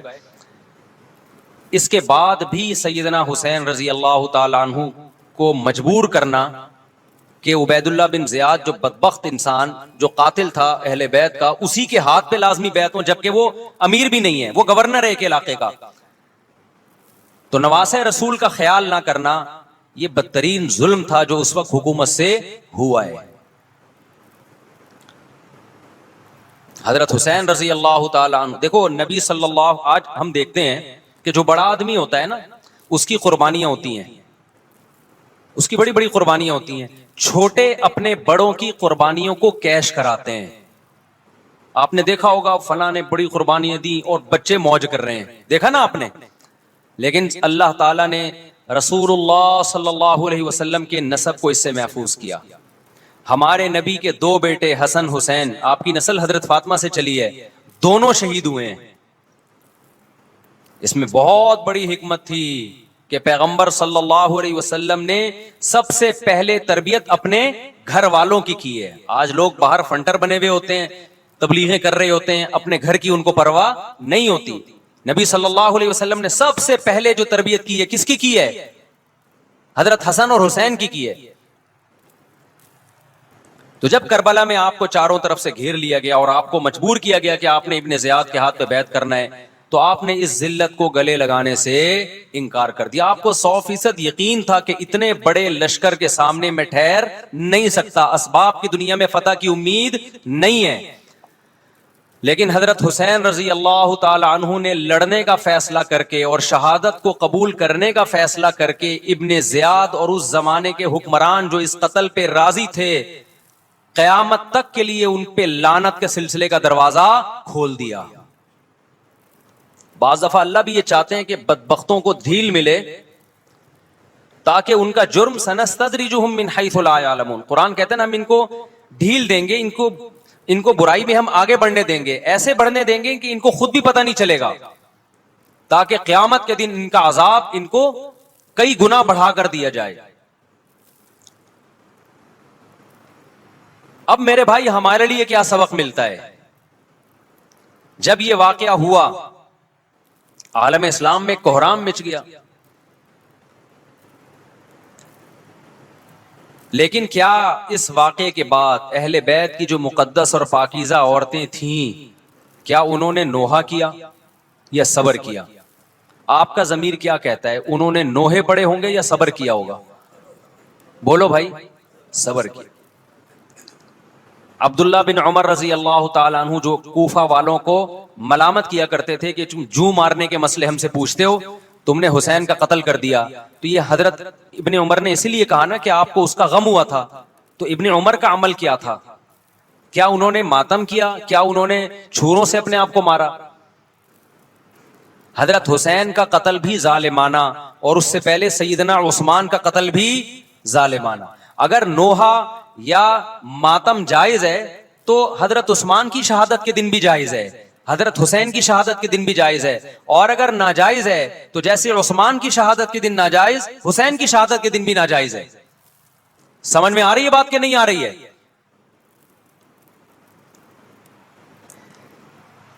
قرآن کیا کہتا ہے ایسے مواقع کے بارے میں؟ تلک امۃ قد خلت لہا ما کسبت ولکم ما کسبتم. قرآن جب بھی پرانی امتوں کے واقعات بتاتا ہے، قرآن کہتا ہے یہ قوم تھی جو گزر گئی، انہوں نے جو کیا اس کا بدلہ ان کو ملے گا، تم جو کرو گے اس کا بدلہ تمہیں ملے گا. تو ہمیں اللہ نے اس واقعے میں بھی بتا دیا کہ سیدنا حسین کا واقعہ، کربلا کا واقعہ جب سنا کرو تو یہ سوچا کرو یہ قوم تھی جو گزر گئی، جس نے اچھا کیا، حسین ابن علی نے اچھا کیا، ان کو اس اچھائی کا بدلہ ملے گا. اور جو حضرت حسین کے قتل کے حضرت سیدنا حسین کے مبارک خون سے جن کے ہاتھ آلودہ ہوئے، کیونکہ قتل کیا نا انہوں نے، تو لہا ما کسبت، ان کو اس ظلم کا بدلہ بھی ملے گا. تو ہمارا کام کیا ہے؟ ہم نے فالو کرنا ہے حسین کے راستے کو، نہ کہ حسین کے نام پہ ہم نے ماتم کرنے ہیں. حسین کا راستہ کیا ہے جس کو ہم نے فالو کرنا ہے؟ اب میں چند چیزیں آپ کو بتاتا ہوں. سب سے پہلا سبق جو ہمیں کربلا میں ملتا ہے کہ عزت اور دین، ایک طرف دنیا ہے. دیکھو اگر حضرت حسین رضی اللہ تعالیٰ عنہ ابن زیاد کے ہاتھ پہ جا کے بیعت ہو جاتے، آپ کیا سمجھتے ہو بے تحاشا مال و دولت حضرت حسین پہ خرچ نہیں کرتا کیا وہ؟ جب ایک بڑا آدمی کسی کے ہاتھ پہ بیعت ہوتا ہے تو اس کو بھی تو فائدہ ہوتا ہے نا اس سے. اور کیا حضرت حسین کو یقین نہیں تھا کہ کربلا میں شہید ہو جاؤں گا؟ فتح اور نصرت کی اسباب کی دنیا میں کوئی امید نہیں تھی، مگر آپ نے اہل بیت کو کربلا میں رسوا کرنے پر عزت کی موت کو ترجیح دی ہے. آج اگر آپ میں یہ ظرف ہے کہ آپ عزت کی موت کو ذلت کی زندگی پر ترجیح دیتے ہو تو پھر آپ حسینی ہو. نہیں یہی بات میرا خیال ہے سمجھ. سیدنا حسین کی سخاوت کے واقعات ہیں. سیدنا حسین باغی نہیں تھے رضی اللہ عنہ. پھر جو اہل بیت کا طرز عمل کیا تھا، محرم میں کیا کیا ہو رہا ہے میں آپ کو بتاتا ہوں. ان میں سے کوئی بھی عمل نہ ہمیں قرآن سے ملتا ہے نہ صحابہ سے ملتا ہے ہمیں. تو ما انا علیہ و اصحابی جو جنتی فرقہ ہوگا اس کی جو علامتیں ہیں، تو جب آپ ان علامتوں کے خلاف چلو گے، صحابہ اور تابعین کو فالو نہیں کرو گے، تو آپ پھر اپنے آپ کو سنی کہنا چھوڑ دو. آپ بتاؤ مجھے اسلام میں کوئی مہینہ منحوس ہے؟ بولو نا، کوئی مہینہ منحوس ہے؟ تو آپ محرم کو منحوس کیوں کہتے ہو؟ لوگ مجھے کہتے ہیں مفتی صاحب فرقہ واریت پھیلا رہے ہیں. دیکھو فرقہ واریت جب پھیلا رہا ہوں جب میں کسی فرقے کے خلاف آپ کو کر رہا ہوں. میرے بیان شیعہ لوگ بھی سنتے ہیں, ملتے بھی ہیں, بہت دفعہ ایئرپورٹ پہ ملاقات ہوئی, بڑی عزت سے ملے, میں شیعہ ہوں لیکن آپ سے محبت کرتا ہوں. یہاں مسجد میں بھی آتے ہیں, میں نے کبھی کسی پہ طنز نہیں کیا. اس لیے میں بار بار کہتا ہوں جو شیعہ کا مذہب ہے اس کو کرنے دو. وہ سبیلے لگاتے ہیں, آپ ان کو مت چھیڑو, جا کے تنگ نہ کرو ان کو. وہ ماتم کرتے ہیں, آپ ان کو مت چھیڑو. وہ نوحے کرتے ہیں, وہ نوحے پڑھتے ہیں, آپ ان کو مت چھیڑو. لیکن آپ اپنی پوزیشن واضح کرو کہ آپ شیعہ ہو یا آپ سنی ہو. آپ تو ایک طرف ہو جاؤ نا. محرم میں اگر آپ مرثیے لگا کے گھوم رہے ہو گاڑیوں میں, اٹ مینز آپ سنی نہیں ہو. آپ نبی صلی اللہ علیہ وسلم کی حدیث ہے ہمارے پاس, ہم اہل سنت والجماعت ہیں, ہم سنت کو فالو کرتے ہیں. تو سنت کیا کہتی ہے؟ میتوں پہ گریبان چاک کرنا, میتوں پہ چیخ و پکار کر کے رونا. آپ نے فرمایا لیس منا, وہ ہم میں سے نہیں ہے. اور اس عمل پہ آپ صلی اللہ علیہ وسلم نے لعنت فرمائی ہے. لوگ کہتے ہیں حسین کی یاد میں رونا نبی کی سنت ہے. نبی صلی اللہ علیہ وسلم کو جب جبریل نے بتایا کہ حسین شہید ہوں گے, آپ روئے, اس لیے کہ اس وقت آپ کو یہ خبر ملی تھی. لیکن کیا ہر محرم میں آپ نے رونے کا پروگرام کیا ہے, یا صحابہ کو بیٹھ کے باقاعدہ رلایا ہے آپ نے؟ کیا ہو گیا بھائی؟ آپ کو بھی جب کربلا کا واقعہ کی خبر ملی آپ کی آنکھوں میں آنسو آ جائے, یہ نیچرل ہے, یہ حسین سے محبت کی علامت. لیکن ہر محرم میں باقاعدہ بٹھا کے رونے کا پروگرام کرنا یہ حسین سے محبت کی علامت نہیں ہے, بلکہ شریعت میں ناجائز ہے یہ غموں کو بڑھانا. یہ کہاں سے جائز ہو گیا؟ حضرت عثمان بھی تو شہید ہوئے تھے, نبی صلی اللہ علیہ وسلم کے داماد تھے. ان کی یاد میں آپ رونے کو سنت کیوں نہیں کہتے؟ ہماری نظر میں حسین کا قتل بھی بہت بڑا ظلم, اور سیدنا عثمان کا قتل بھی بہت بڑا ظلم تھا. دونوں مظلوم تھے, دونوں مظلوم شہید تھے. ہمیں دونوں کی شہادت پہ غم ہے, لیکن اب اس غم کو مناتے نہیں ہیں. اسلام میں غم منانا سنت نہیں ہے. دیکھو جعفر طیار رضی اللہ عنہ, نبی کے چچا زاد بھائی, اہل بیت,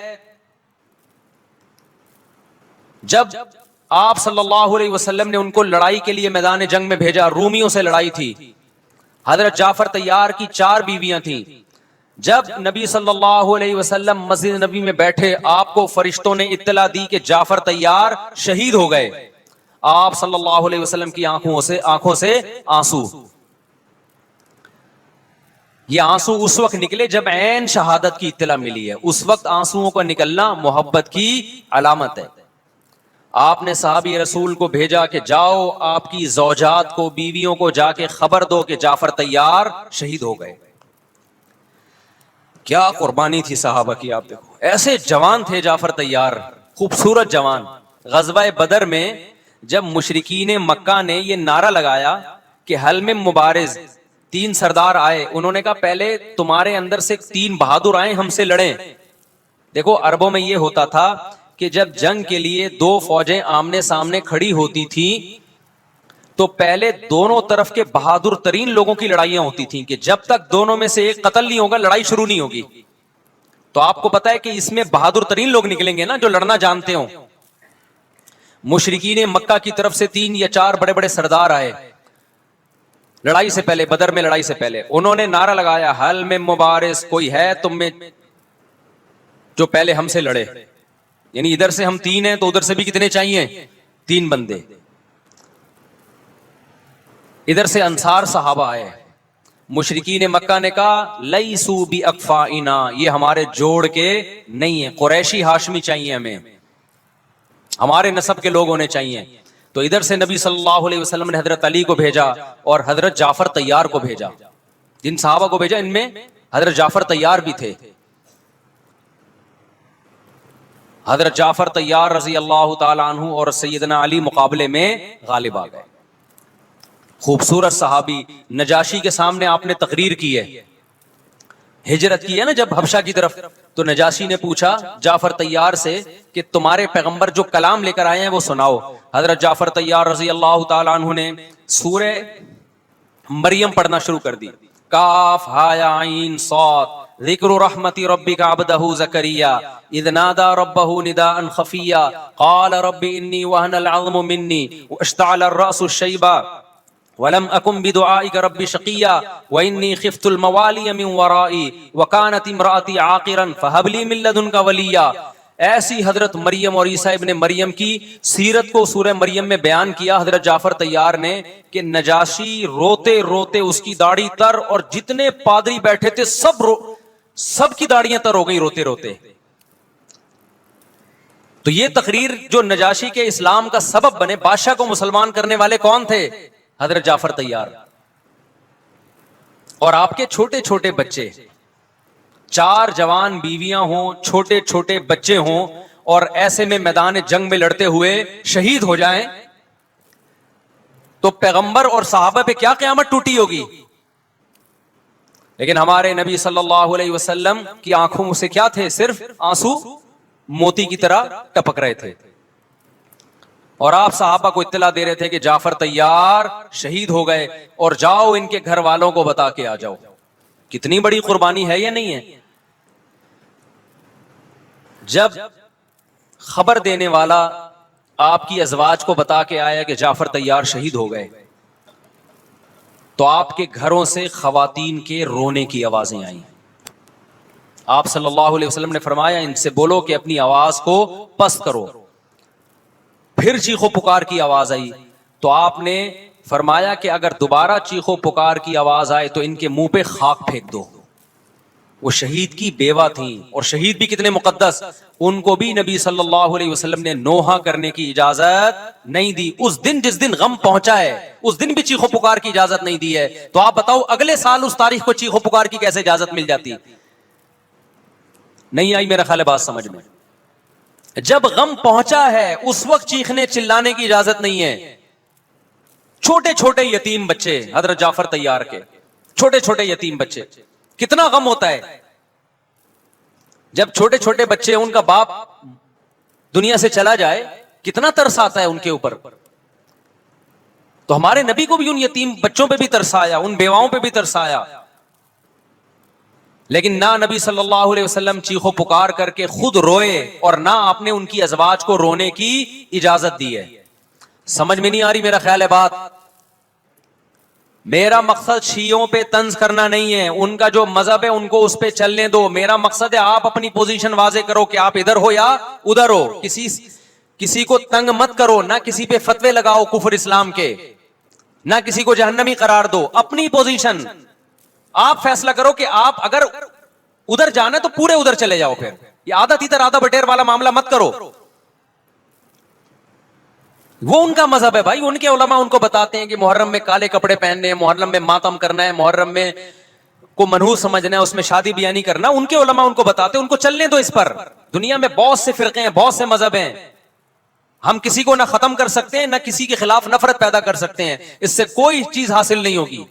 کسی سے نفرت کرنے کی ضرورت نہیں، کسی پہ فتوے لگانے کی ضرورت نہیں، لیکن آپ کو اپنی پوزیشن واضح کرنی پڑے گی کہ میں کہاں کھڑا ہوا ہوں. اگر آپ سنی ہو تو پھر اہل سنت والجماعت صحابہ تابعین کو فالو کرتے ہیں، حدیث کو فالو کرتے ہیں. اور حدیث میں ہمیں ماتم کرنا، نوحہ کرنا، گریبان چاک کرنا اس کی پرمیشن نہیں ہے، بلکہ اس سے روکا گیا ہے. اس عمل کو حرام اور ناجائز قرار دیا گیا ہے. بات آ رہی ہے سمجھ میں؟ باقی جو شیعہ حضرات کرتے ہیں، ہمارے دوست ہیں شیعہ، میں مذاق میں نہیں کہہ رہا، ملتے ہیں ہم سے، میں کبھی ان سے مذہب کے ٹاپک پہ بات نہیں کرتا، نہ ان کو کبھی چھیڑتا ہوں کہ آپ یہ کیوں کر رہے ہو، یہ کیوں نہیں کر رہے. بھائی اس کا مذہب ہے، وہ اس کا فرقہ ہے، جو کرنے دو اس کو. ہم نہیں کرتے کیونکہ ہم اہل سنت والجماعت میں. سمجھ میں آ رہی بات کہ نہیں آ رہی؟ پھر ربیع الاول کا مہینہ آئے گا، اس میں بھی آپ اپنی پوزیشن واضح کرو کہ آپ ادھر ہو یا ادھر ہو. 2 فرقے ہیں، دیوبندی بریلوی. میں نہیں کہہ رہا کہ کون جنتی کون جہنمی، لیکن بر صغیر میں جن کو دیوبندی کہا جاتا ہے وہ نظر و نیاز تیجے 40 میں کے قائل بولو نہیں ہے. یہ ان کی کتابوں میں لکھا ہوا ہے، وہ اس کے قائل نہیں. اگر کوئی بزرگ ان میں قائل گزرا بھی ہے تو وہ اس کا ذاتی تفرد ہے، اس کو علماء نے فالو نہیں کیا، اس کو ان کی اجتہادی غلطی قرار دیا ہے. ربیع الاول میں جلوس نکالنا یا مزار بنانا یا مزاروں پہ جانا اس نیت سے کہ وہاں جا کے ہم کوئی قوالی پڑھیں گے یا کچھ بھی، ہمارے ہاں قبرستان جانا صرف اس لیے ہے کہ آخرت کی یاد تازہ ہو، بس اس کے علاوہ اور کوئی کانسیپٹ نہیں ہے۔ ہمارے ہاں قبر ایک بالش سے زیادہ اونچی بنانا جائز بولو نا نہیں ہے، قبر پکی کرنا جائز نہیں ہے، تیجے 40 میں کرنا جائز بولو نہیں۔ آج ایک صاحب آئے کہنے لگے میری ساس کا 40واں ہے، فجر میں کہنے لگے مجھے، کہہ رہے میں نہیں گیا تو بڑا مسئلہ ہو جائے گا۔ میں نے کہا بھائی ایک فیصلہ کرو، گرین چینل یا وائٹ چینل، ایک طرف ہو جاؤ بھائی، کیونکہ وائٹ چینل میں یہ جائز نہیں ہے، نہ 40واں ہے نہ تیجا ہے۔ اب لوگ مذاق اڑاتے ہیں مر گیا مردود نہ فاتحہ نہ درود، بھائی کچھ بھی کہتے رہو تو پھر پورے ادھر کو ہو جاؤ، یا تو پورے وائٹ ہو جاؤ یا پورے کیا ہو جاؤ، پورے گرین ہو جاؤ، پھر تیجا بھی کرو 40واں بھی کرو برسی بھی کرو، اور پھر اس کے بعد جھنڈے بھی لگاؤ ہرے رنگ کے۔ میں نہیں کہہ رہا دیوبندی صحیح ہے یا بریلوی صحیح ہے، دیکھو میں یہ بحث نہیں کر رہا، میری بات کو غلط نہ لے کے جانا، میں کہہ رہا ہوں آپ اپنی پوزیشن واضح کرو، صحیح غلط تو اگلا مرحلہ ہے، آپ کیا ہو آپ کو تو یہی نہیں پتا چل رہا۔ آپ ربیع الاول میں ہرے جھنڈے لے کے گھوم رہے ہو، رمضان میں آپ وائٹ چینل بنے ہوئے ہو، محرم میں آپ بلیک چینل بنے ہوئے ہو، تو پتہ ہی نہیں چل رہا تو ہے کیا بھائی؟ جب 73 فرقوں میں ایک جنتی ہے تو ایک کو فالو کرو نا جس کو جنتی سمجھتے ہو۔ اگر آپ سمجھتے ہو کہ بلیک چینل یا شیعہ فرقہ جنتی ہے تو پورے شیعہ ہو جاؤ بھائی، اگر آپ سمجھتے ہو بریلوی فرقہ جنتی ہے تو پورے بریلوی ہو جاؤ، تو جس کو سمجھتے ہو وہ بن جاؤ، لیکن پورے بنو، ادھورے مت بنو، آدھا آدھا نہ لو۔ بات سمجھ میں آ رہی ہے؟ میں پھر بتا رہا ہوں، نہ میں کسی کو جنتی کہہ رہا ہوں نہ جہنمی، میں یہ نہیں کہہ رہا دیوبندی جنت میں جائیں گے یا بریلوی جائیں گے یا شیعہ جائیں گے، یہ تو اللہ فیصلہ کرے گا، ہم تو وہ کریں گے جو ہماری کھوپڑی میں آ رہا ہے۔ ہماری کھوپڑی میں یہ آ رہا ہے کہ جس کو بھی کرو تو ایک کو کرو پورا، تاکہ ایک طرف ہو جاؤ، آدھے تیتر آدھے بٹیر مت بنو آپ، اور دوسرے کو چھیڑو بھی نہیں، چھیڑنے کی بھی ضرورت نہیں ہے۔ کوئی جو کر رہا ہے کہ بھائی اس کا مذہب ہے، دیکھو ہندو مندر میں جاتا ہے نا، ہماری رائے کے مطابق صحیح کر رہا ہے غلط کر رہا ہے، غلط کر رہا ہے، لیکن ہم چھیڑتے ہیں کیا؟ اسلام نے اجازت دی اس کو چھیڑنے کی کہ ہندو جا رہا ہے اس کو پکڑ کے لا کیوں جا رہا ہے بھائی؟ اسلام بولا بھائی لکم دینکم ولی دین، تمہارے لیے تمہارا دین، ہمارے لیے ہمارا دین، لا اکراہ فی الدین، دین میں زبردستی نہیں ہے، جو کر رہا ہے اس کو کرنے دو۔ تبھی اسلامی تاریخ میں کوئی ایک مندر بھی ہمارے علم میں نہیں ہے کہ اس میں ہندوؤں پہ پابندی لگی ہو کہ مندر نہیں جا سکتے۔ جب تک اسلامی حکومتیں رہی ہیں، ہندوستان میں 1000 سال مسلمانوں نے حکومت کی ہے، اگر ہندوؤں کو مندر جانے سے روک دیتے تو آج یہ مندر ختم ہوتے۔ اسلامی حکومت جب ختم ہوئی ہے تو بھی مندر لاکھوں کی تعداد میں مندر تھے۔ اسلام مسجد جانے کا حکم دیتا ہے یا چرچ جانے کا؟ بولو مسجد۔ چرچ جانے کو غلط سمجھتا ہے کیونکہ وہاں غیر اللہ کی، عیسیٰ ابن مریم کی عبادت ہو رہی ہے، لیکن کیا اسلام آپ کو پرمیشن دیتا ہے کہ کوئی عیسائی چرچ جا رہا ہو تو آپ اس کو روکو کہ تو یوں جا رہا ہے بے مسجد میں آ؟ اجازت دیتا ہے؟ یا اسلام یہ کہتا ہے کہ اس سے بدتمیزی شروع کر دو آپ؟ بولو کیا ہو گیا؟ آپ کو سبق یاد کرا رہا ہوں میں، بدتمیزی شروع کر دو۔ یا اسلام یہ اجازت دیتا ہے کہ اس سے اچھا سلوک نہ کرو؟ قطعاً اجازت نہیں، بلکہ قرآن تو کہہ رہے ہیں ان اللہ یحب المقسطین، جو غیر مسلم تم سے لڑ نہیں رہے میدان جنگ میں، ان سے تمہیں اچھا سلوک کرنا پڑے گا، کیونکہ اللہ اچھا سلوک کرنے والوں کو پسند کرتا ہے۔ صحابہ کرام غیر مسلموں کو بھی ہدیے دیا کرتے تھے، نبی صلی اللہ علیہ وسلم نے یہودیوں کو بھی ہدیے دیے ہیں۔ تو جو مذہب اسلام کی طرف منسوب نہیں ہے، جب ہمیں ان سے اچھے سلوک کا حکم ہے، تو جو مذہب اسلام کی طرف منسوب ہیں، قطع نظر اس سے کہ وہ اس دعوے میں سچے ہیں یا جھوٹے، یہ تو بحث ایک الگ ہے، لیکن نسبت کس کی طرف کر رہے ہیں؟ اسلام کی طرف۔ تو ہمیں ان سے بدتمیزی بدسلوکی کی کہاں سے اجازت ہوگی؟ تو میں نہیں کہہ رہا کہ آپ شیعہ بریلویوں سے دشمنی کرنا شروع کر دو، ان کی دعوتیں اٹینڈ نہ کرو، ان سے کاروبار چھوڑ دو، یا ان کو جا کے تنگ کرو، کیوں سبیل لگا کے بیٹھے ہو، کیوں ماتم کر رہے ہو، یہ کام مت کرو آپ۔ ہمارا ملک اس فرقواریت کا متحمل نہیں ہے، سے فساد پھیلتا ہے، لیکن اپنی پوزیشن آپ واضح کرو، ایک لکیر ہے آپ کھینچ دو۔ اگر کوئی شخص آپ کے سامنے صحابہ کو برا بھلا کہتا ہے، آپ بولو بھائی یہ میری باؤنڈری کیا ہو رہی ہے؟ کراس۔ میرے سامنے آپ کو ان بزرگوں کے خلاف بولنے کی اجازت نہیں ہے جن سے مجھے عقیدت ہے۔ اگر یہ کام آپ نے کیا تو ہماری اور آپ کی راہیں الگ الگ۔ آپ کا جو مذہب ہے بھائی، آپ بند کمرے میں، آپ کے امام بارگاہ میں، آپ کے مسجدوں میں، جہاں بھی ہے وہ آپ کا نجی معاملہ ہے. ہمارے سامنے آپ نے کوئی ایسی بات نہیں کرنی جو ہمارے عقیدے کے خلاف. تو آپس میں دوستی رہے گی.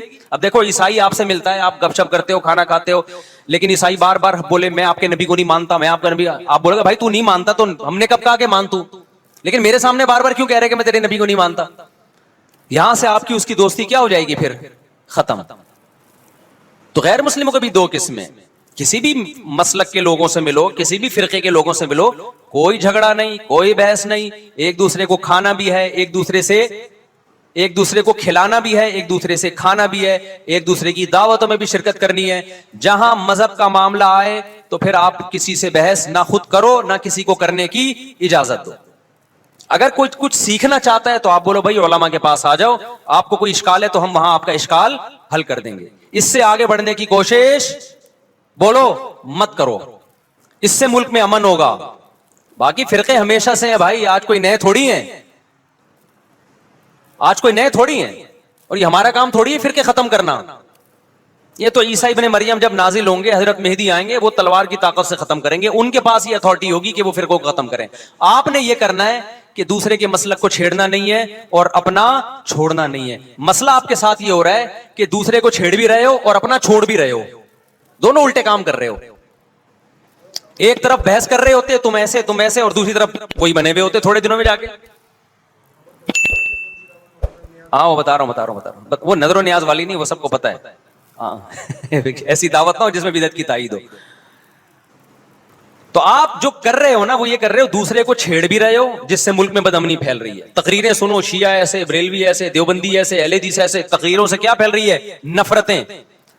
اور پھر محرم میں آپ خود شیعہ بنے ہوئے ہوتے ہو، ربیع الاول میں آپ گرین چینل بنے ہوئے ہوتے ہو، اور رمضان میں آپ وائٹ چینل بنے ہوئے ہوتے ہو. سعودی عرب میں سارے وائٹ ہو جاتے ہیں جا کے. سعودی عرب جو بھی جاتا ہے سارا وائٹ چینل. پیغمبر کی قبر پہ کوئی دھمال نہیں، کوئی قوالیاں نہیں، وہاں کھڑے ہوں گے تمیز سے سلام پیش کر کے آگے نکل جائیں. وہاں کوئی چیخو پکار نہیں، وہاں جا کے سارے کیا ہو جاتے ہیں؟ وائٹ، کیونکہ وہاں حکومت کا ڈنڈا ہے. ٹھیک ہے نا؟ تو گورنمنٹ کے پاس تو یہ اختیار ہے بھائی ڈنڈا چلائے، ہمارے پاس یہ اختیار نہیں. ہم تو تمیز سے بات کریں گے، سمجھائیں گے، محبتیں پھیلائیں گے، کیونکہ جب عوام ڈنڈا چلاتی ہے تو اس سے اصلاح کم اور فساد زیادہ ہوتا ہے. تو میں بار بار کہہ رہا ہوں بھائی دوستیاں رکھو، کوئی دفتروں میں شیعہ سنی لڑائی نہ ہونے دو، یہ غلط ہے. محبتیں پھیلاؤ لیکن مسلک کو چھوڑنا نہیں ہے. جب کوئی آپ سے کہے محرم میں یہ کام کرو، بولو بھائی ہم چونکہ اہل سنت والجماعت میں سے ہیں، ہم چونکہ سنی ہیں، لہذا ہمارے ہاں کوئی مہینہ ہمارے مذہب کے مطابق منحوس نہیں ہے. پھر کوئی آپ کو اصرار کرے نہیں یہ نہیں یہ نہیں یہ، آپ بولو بھائی ہم تم پہ اپنا مسلک تھوپ رہے ہیں کیا؟ تم جلوس نکالتے ہو، تم ماتم کرتے ہو، ہم تو نہیں تمہیں روکتے آ کے، بلکہ گورنمنٹ تمہیں تحفظ دیتی ہے، سیکیورٹی دیتی ہے گورنمنٹ تمہیں. تو جب ہم اپنا مسلک تم پہ نہیں تھوپتے تو تم اپنا مسلک ہم پہ کیوں تھوپ رہے ہو بھائی؟ تو ہم محرم میں بھی شادی کریں گے، ربیع الاول میں بھی کریں گے، سفر میں بھی کریں گے، رمضان میں بھی کریں گے. ہم نے تو 4 کرنی ہے. ہم مہینوں کے حساب سے شروع کر دیں تو پھر ہمارے تو بڑے مسئلے ہو جائیں گے بھائی. سمجھ میں آ رہی ہے بات کہ نہیں آ رہی؟ حضرت جعفر طیار اہل بیت میں سے تھے، کتنی زوجات تھیں؟ 4 تھیں. حضرت علی کی کتنی تھیں ایک وقت میں؟ حضرت فاطمہ کے دنیا سے جانے کے بعد 4 تھیں. یہ بھی ہے سنت میں، نکاح کو فروغ دو، یہ اہل بیت کا طریقہ ہے تاکہ سوسائٹی میں زنا کم ہو، بیوہ طلاق یافتہ عورتوں کو ٹھکانہ ملے. خیر، تو اب میں بات سمیٹ کے ختم کر رہا ہوں. لوگ کہتے ہیں محرم میں ہم نکاح کیوں کریں بھائی؟ فرض واجب تو نہیں ہے نا، چلو حرام نہیں ہے لیکن فرض بھی تو نہیں ہے نا. لوگ یہ بھی کہتے ہیں، دیکھو جب قرآن نے کسی چیز کو حلال قرار دیا ہو نا تو قرآن اس کو پسند نہیں کرتا کہ آپ عملاً اس کو حرام کر دو. دیکھو مشرکین مکہ کیا کرتے تھے؟ بتوں کے نام پہ جانور چھوڑتے تھے، پھر ان کا گوشت نہیں کھاتے تھے. اللہ نے فرمایا کہ تم نے خدا کی حلال کردہ چیز کو کیسے حرام کر دیا تم نے؟ نبی صلی اللہ علیہ وسلم نے قسم اٹھائی میں شہد نہیں کھاؤں گا. آپ نے فرمایا لما تحرم ما احل اللہ لک، اے نبی جو چیز اللہ نے آپ کے لیے حلال کر دی آپ کیسے اپنے اوپر حرام کر رہے ہیں؟ اس سے پتا چلتا ہے کہ اگر آپ محرم میں نکاح کرنا چاہتے ہیں لیکن آپ یہ سوچ کے ڈیلے کر دیتے ہیں کہ بھائی اس مہینے میں لوگ نکاح کو برا سمجھتے ہیں، تو یہ ڈیلے کرنا آپ کے لیے ناجائز ہوگا، کیونکہ لما تحرم ما احل اللہ لک، اللہ نے جس چیز کو تمہارے لیے حلال کیا تم نے کس دلیل کی بیس کے پر اپنے اوپر پابندی لگائی ہے اس پر؟ ایک تو ہے نا کسی کو شادی کا خیال ہی سفر میں آ رہا ہے، ربیع الاول میں آ رہا ہے، وہ تو ایک الگ بات ہے، لیکن اس کا نکاح محرم میں ہونا تھا، صرف محرم کی وجہ سے وہ ڈیلے کر رہا ہے کہ جی میں ربیع الاول میں لے کے جاؤں گا۔ یہ ڈیلے کرنا قرآن و سنت پہ زیادتی ہے یا نہیں ہے؟ یہ اللہ کے حلال کو عملاً حرام کرنا ہے یا نہیں ہے؟ نہیں ہے یہ بات سمجھ میں؟ پھر اگر کوئی شیعہ آپ سے کہتا ہے کہ بھئی آپ ہمیں چھیڑنے کے لیے یہ کام کر رہے ہو، آپ بولو نہیں بھائی ہم آپ کو چھیڑنے کے لیے نہیں کر رہے، آپ کا مسلک ہے، آپ اس پر عمل کریں، ہمیں اس پہ کوئی اعتراض نہیں ہے، لیکن ہم کس کے پر عمل کریں گے؟ ہم اہل سنت والجماعت ہیں۔ کتنے صحابہ ہیں، خود نبی کی نکاح محرم میں ہوا ہے، اور ویسے بھی ہمارے ہاں شہادت ایک منحوس عمل نہیں ہے، شہادت ایک مبارک عمل ہے۔ 10 محرم پہلے سے فضیلت والا دن تھا، محرم پہلے سے فضیلت والا مہینہ تھا، حسین ابن علی کی شہادت سے اس مہینے کے تقدس کو 4 چاند لگ گئے ہیں اور مقدس ہو گیا یہ مہینہ۔ یہ کیسی بات ہے جو شہادت کا دن ہو ہم اس کو منحوس قرار دے دیں؟ بھائی ہمارا یہ جگرا نہیں ہے۔ سمجھتے ہو کہ نہیں سمجھتے ہو؟ تو اس لیے محرم میں اگر کسی نے نکاح کرنا ہے اس کو ڈیلے مت کرو میرے بھائی۔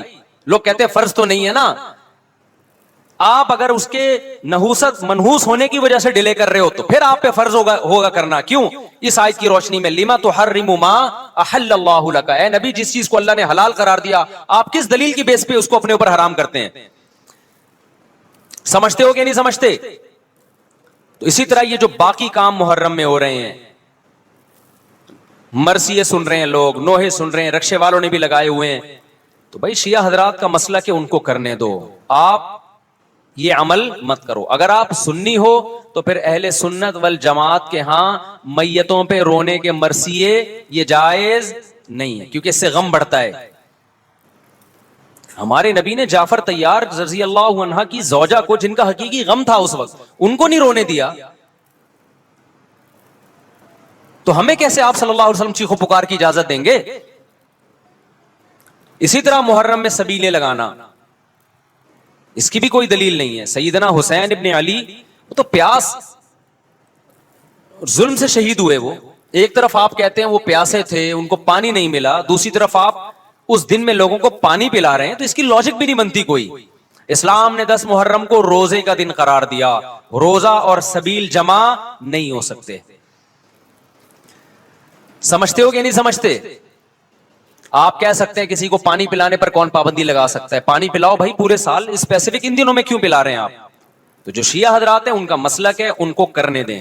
میں بار بار اس لیے کہہ رہا ہوں ایسا نہ ہو چھیڑ چھاڑ شروع کر دے جا کے، پہلے ہی ملک میں لڑائیاں بہت ہو رہی ہیں، دوبارہ ایک نئی جا کے بتا یہاں بھی سبیل لگی ہوئی ہے، جا کے ان کو چھیڑنا شروع کر دو، سبیل کیوں لگا؟ چھیڑنے کی اجازت نہیں ہے کسی کو، آپ نہ لگائیں نہ پئیں، بولے بھائی ہمارے لیے محرم ایسا ہے جیسے صرف دوسرے مہینے ہوتے ہیں، 4 مہینے محترم ہے، محرم، رجب، ذی قعدہ، ذی الحجہ، تو جتنا ذی قعدہ ذی الحجہ ہے اتنا ہی محرم اور رجب ہے، تو جیسے ان مہینوں میں نارمل رہتے ہو اسی ان میں بھی ہم نے ایسے ہی رہنا ہے۔